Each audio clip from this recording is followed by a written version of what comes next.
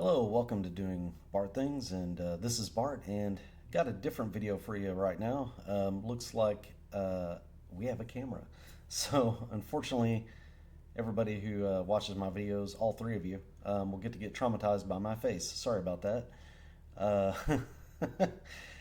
but yeah, just playing around with different stuff. I've had the camera for a little bit now, but just decided today I would actually see if I could make a recording with it. So it seems like it's working all right. We'll see how this goes. Um, Today, I wanted to give my 5 tips for proper airflow and cooling in your case. So, just kind of reading my notes here. Um, Basically, there's kind of some tips and some things I've picked up over the years that I know to be sort of true that you want to keep your eyes open for when it comes time to plan your next build, and you want to keep things good and chilly, or at least as much as you can inside of a computer case with crazy hot components.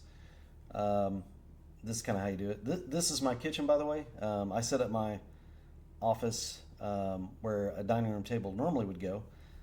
So you got in this incredibly low rent production. You guys get to see kind of my kitchen. It's is what it is, man. Um, Maybe one day, like somebody will come in and be a huge sponsor, and we'll be slightly less lower in production. But I don't think so. Um, and I don't even know if I totally want that, but we'll see what happens. I just really want to be here to once in a while share a little bit of knowledge. Again, that I've kind of garnered through the years. Have a repository of things that if someone asks me maybe a tech tip or something, I can just refer them to this. They can go on about their way and have everything they need at their fingertips whenever they need it. So, case airflow. Buying a bunch of case fans and throwing it in. Is that really the way? Is that really the way to go? Not necessarily. One really important aspect, and to me this is even more important than necessarily buying a whole bunch of fans, is the direction. So if you look at this graphic that Mr. Matt Lee has done, that's his channel. Um, I like his channel. He really makes a beautiful production out of just building these normal PCs. Um, and he does airflow demonstrations, visualizations, which are awesome because he's got the smoke machine and everything. The key thing to note is you really want to plan for air to come in one way and then go out another way.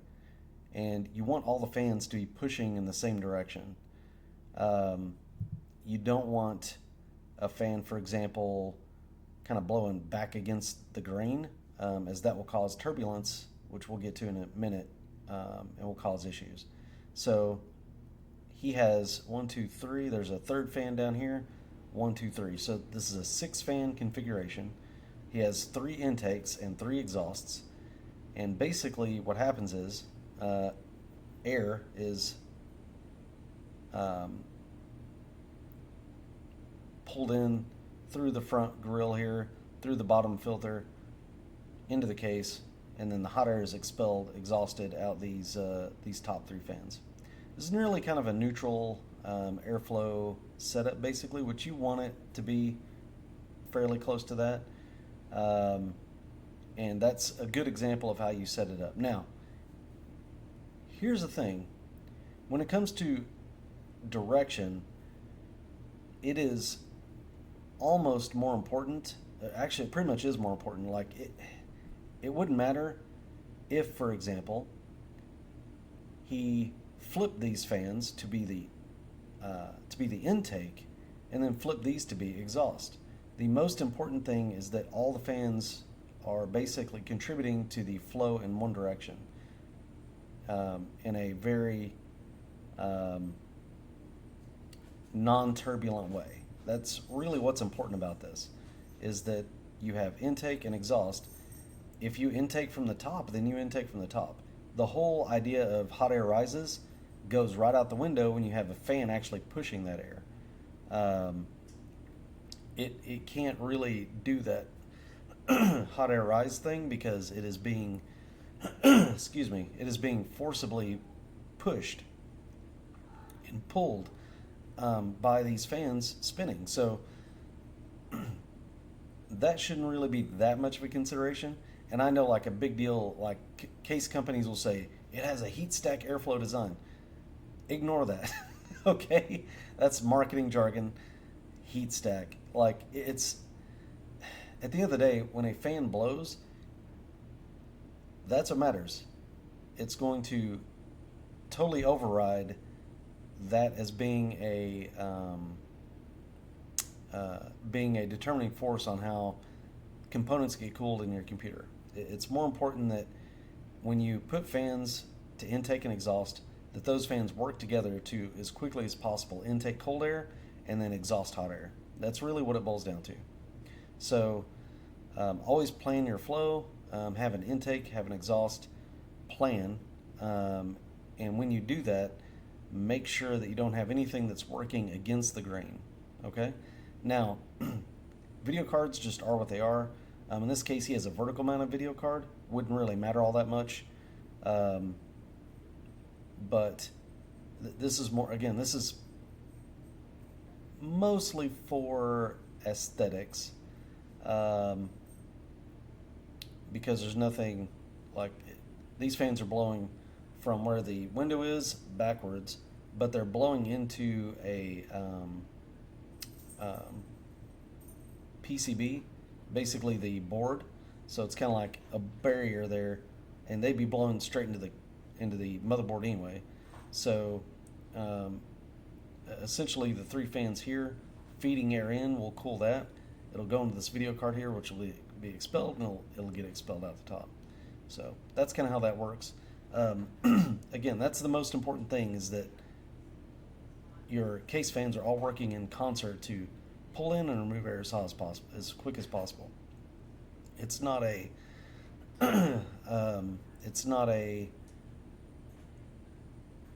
just as many fans blowing in or out as you can get. That's not the case. You really need to take into consideration where your intake is and where your exhaust is. Direction is important. And it's more important than location. Like, if this was the intake and that was the exhaust, wouldn't matter. It would be the same situation. So just keep that in mind. Next tip. More fans do not equal better. So this case, this is the Antec Performance FT1, I think. Performance 1 FT. Yeah. Cool case, new case that Antec just came out with. You can line up, and other cases do this as well. You can line up 3 intake fans across. This is the PSU shroud. So your power supply goes underneath this shroud. And then you have these, you can mount 3 fans on top of that. So this case has 3 fans across here, 3 fans in the front, 3 fans in the top, and then 1 rear exhaust fan. That's like 10 fans. That doesn't mean good automatically. So what happens in this scenario is these fans intake, but they're like at a 90-degree angle, and then you have a video card in the middle of this. It's complicating this situation, and basically it causes a lot of turbulence right here, because these fans and these fans are fighting over the direction, right? They're kind of running into each other, and as a result, there's not a smooth flow of air into the case and out.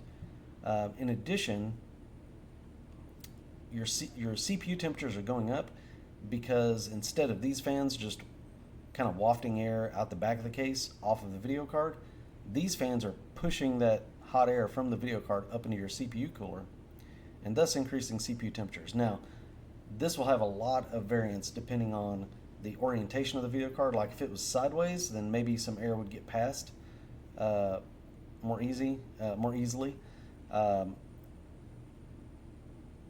If you have an AIO for your CPU, in other words, like a cooler that goes across to the top, it's like just a radiator, then that will have an impact as well. It may not be as bad, because essentially on those, you're going to get all that, there's a lot of chance for that GPU hot air to get exhausted out the back before it makes it into your AIO.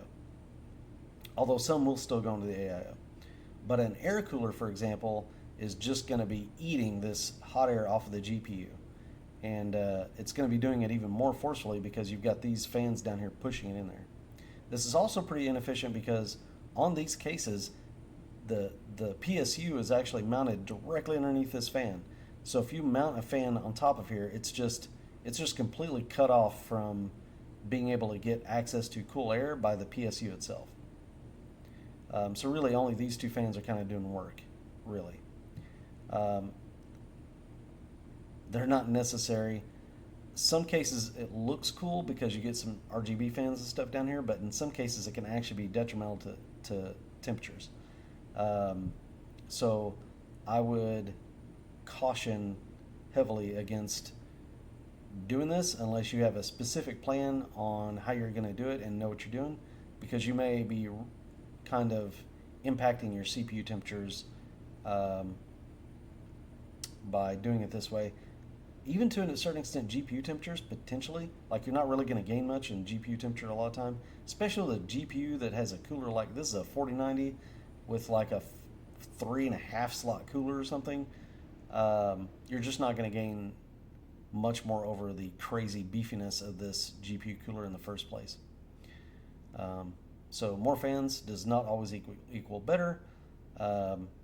Be mindful of turbulence again in the case.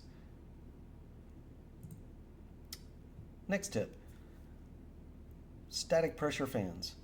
So one mistake I actually made a long time ago is I put what were categorized as airflow fans in the front of a case that had a dust filter. And my recommendation, I was like, why are my temperatures, I was just comparing them like, this is no good. And then I realized, oh, these fans are they're just like airflowy fans. They're not, they didn't have a good aggressive pitch, and they were unable to really flow air through like any sort of resistance.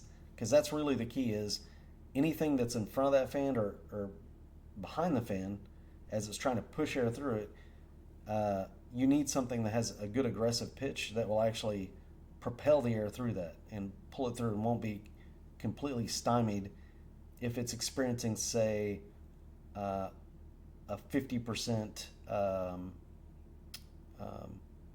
cutoff. Some of these air filters are pretty restrictive. They can be more restrictive than even radiators in some cases. And the manufacturers will,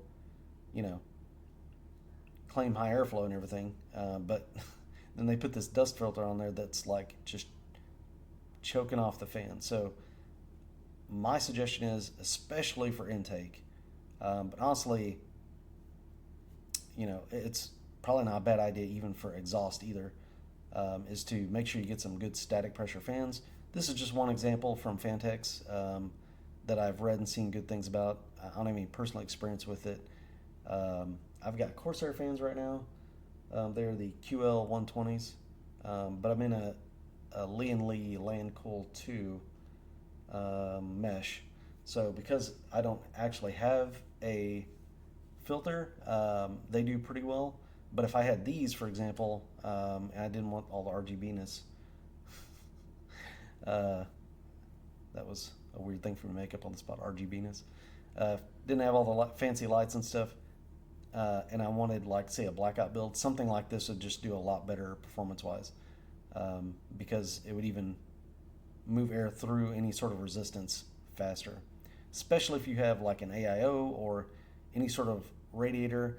If you're even doing like a custom water cooling loop, you would want to make sure that you have a static pressure style fan, which some of them are a little thicker, like 30 millimeters. You need to check the dimensions, but make sure that they fit and everything where you want them. But that's kind of a key thing, is make sure that you're not buying a designated airflow fan. Make sure you get something that's got good static pressure. I honestly would highly suggest, when it comes to these fans, running out there, you can check YouTube, you can check various reviews of said fans, and find some that flow some good air. If you're willing to, if you want to step up in price a little bit, Noctua, I believe, has some really good static pressure fans, so maybe check there. Um, is it Be Quiet? I think yeah, Be Quiet has some decent fans. A little bit cheaper. Antec has a fan that interests me. It's called the Storm. It's like they've got a 140 millimeter and a 120 millimeter. They're 30 mil thick. They may be a bit louder than some of these other fans, but they seem to be pretty decently aggressive with its airflow, so that might also be an option. Um, but yeah, just make sure that you're looking for that in your fans. That you're actively looking for something that's got some pitch to it, maybe a bit thicker fan that will hold up to pulling air through some resistance and then projecting it into your case. Fourth tip. Speaking of dust filters, and oh my God, ignore that price. Nobody pay this much for this case. Jesus. Okay, so I'm gonna highlight this. Wherever you have exhaust, if you have the capability of doing so, remove the dust filter. So if you notice this case, and a number of cases do this, it's not just Fractal Design, but they have a fan filter on the top, okay? And then they also have a panel on the top, okay? So what I would do if I was building in this case is I would make sure that if I used the top as an exhaust, which would be your most common configuration, more than likely, like you'd probably put like a 240 AIO or something in the top or whatever the case may be. Wherever you are exhausting, fans are pushing air out of the case, unless you just got to have it, which there are cases out there that I would suggest you leave it on, like my Land Cool 2, because it's just, otherwise it's just open grill. There's not really much else. But this has a perforated panel on top. Yank that air filter out of there so that way there's just one less impedance as fans are exhausting air out the top of the case. I think that's a really good tip. A lot of people will put that dust filter back on there and then put the top on top of it, and you're just double stacking resistance where you don't need it, because a dust filter is not as important on exhaust as it is intake at all. Like, it's going to be detrimental to your airflow. For intake, yes, you want a dust filter usually because you want to try to keep particles out of your case to ruin your little, dinky fan on your motherboard or whatever. X570 looking at you. But on exhaust, it's just not needed. Now, if I was going to intake in the top and exhaust out the front, I would keep the dust filter on the top, and I would remove the dust filters from the front of the case, if that was where my exhaust was going to be. And that's the kind of thing that you need to think about as you're building a case, to go, oh wow, I get an extra dust filter on top. It gives you options, even in an environment where you're like, it's going to get dust in it, so I need to have my dust filters. That's fine. Keep your dust filter, but just think about, do I need this? Where's my intake at? And then that's where the dust filter should go.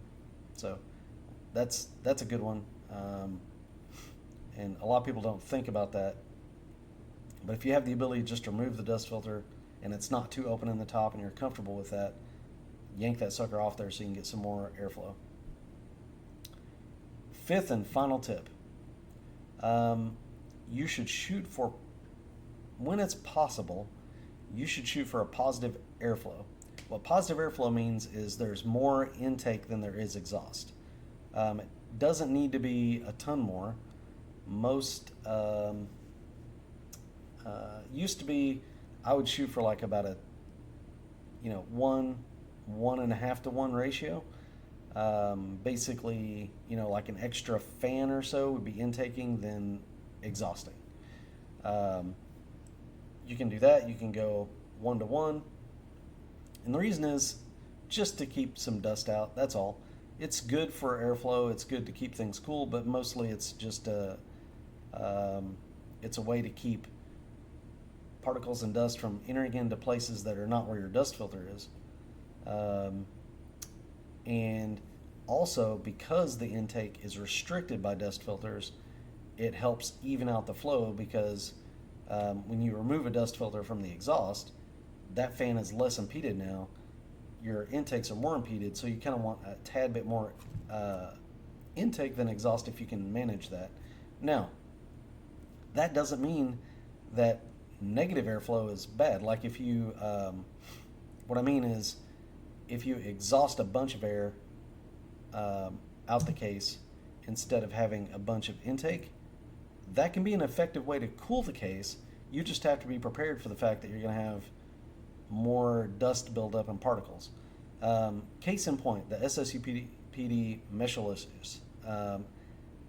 People did some experimenting with this case, and it has space to mount a 280 millimeter up to a 280 millimeter radiator on front, so you can put like a 280 mil AIO in the front, cooling your CPU. Well, what they found is it's better to exhaust out of this case.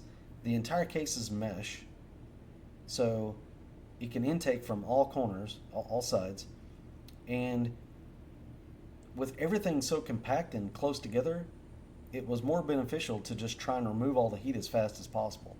That's literally the technique for cooling this case. So a lot of people actually made the front of this case an exhaust with not very much in the way of intake. Intake is just done by, if you're exhausting the hot air, then cool air is coming in to cool your components. And that seems to work a little bit better in this case than intake. It's kind of interesting. So, in summary, that's my 5 quick tips. Make sure that you're paying attention to what direction you want air to flow throughout the case and that you're aligning your fans accordingly. Understand that more fans do not always make it better. You can introduce unwanted turbulence that will actually reduce your temps for your CPU, maybe even your GPU, depending on how things are all laid out. But just understand that it may not be beneficial just to add yet more fans. And there's these cases out there that you can literally put 12, 13 fans in the main chamber is not necessarily always the right thing to do. So just pay attention to that. Try to use good static pressure fans, especially on intake. So pay attention to that as sort of a metric. Go and read some reviews. When you're picking out your fans, take into consideration that they need to have some fan blade pitch and be able to maintain airflow through restricted intake places. Even though it looks really open because all you have is like a dust filter on the front of your case, or maybe even just like a mesh panel, that still offers some resistance, and thus static pressure is something to pay attention to. And I don't know if I'd even go by manufacturer's rated static pressures. I would 100% highly advise to go and check out some reviews, get some opinions, because as we know, manufacturers are totally up on their non-standardized testing methods for determining their static pressure or anything about their fans. Look to remove filters that are exhaust. So if a filter is on an exhaust area, try to remove that unless you're in a case that's just wide open and it looks unsightly or something. If you can get away with it, remove your fan filters from exhaust areas. And when possible, go for positive airflow. It could be, like I said, it could be having one extra fan blowing in that's blowing out. Could be, maybe turning the fans that are intaking on a little bit faster or higher than the fans exiting. Maybe you just have a neutral airflow. That's also fine. When it's prudent to do so. This is not like a thing that's going to ruin your system. And also pay attention, because there are certain circumstances, like with this case I've got up here on the screen, where a actual negative airflow, where you just have everything blowing out, actually can be beneficial because it's a real small case with a lot of you may put a lot of high-end components in this case, and sometimes just getting all of that hot air out of the case is more important than having a little bit extra buildup, which you can pop the side off and just clean a little bit more regularly, and you'll be okay. So anyway, that's it, guys. I hope you've enjoyed this video. I hope that my little tidbits have been helpful, and like or subscribe maybe if this wasn't entirely too low rent for you. Like for the low rent kitchen in the background, which you'll maybe see more of.